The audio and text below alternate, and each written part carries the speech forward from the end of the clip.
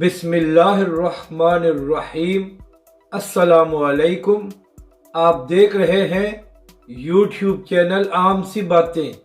مصطفیٰ کمال اور انیس قائم خانی کو جواب، علامہ سعد حسین رضوی کا دبنگ خطاب۔ اس ویڈیو میں ہم اسی کے متعلق بات کریں گے۔ ناظرین کرام، مصطفیٰ کمال نے اپنی پریس کانفرنس میں تحریک لبیک پاکستان پر جھوٹے الزامات لگائے تھے۔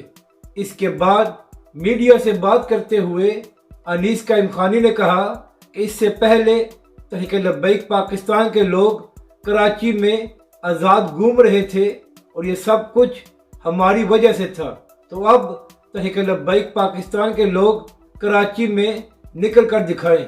تو اس کا جواب دیتے ہوئے تحریک لبیک کے سربراہ علامہ سعد حسین رضوی نے سکھر میں خطاب کرتے ہوئے کہا کہ ہم مولا کائنات حضرت علی رضی اللہ تعالی عنہ کے ماننے والے ہیں۔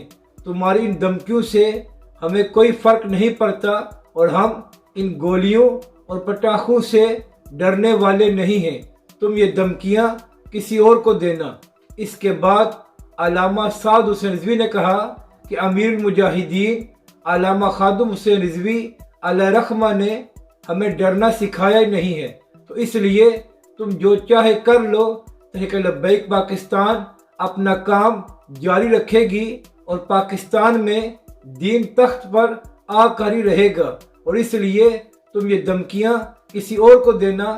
ہمارے کارکن تم سے ڈرنے والے نہیں ہیں اور تم نے غلط لوگوں سے پنگا لے لیا ہے، اور یہاں پر تمہاری دھمکیوں کا کچھ اثر نہیں ہونے والا۔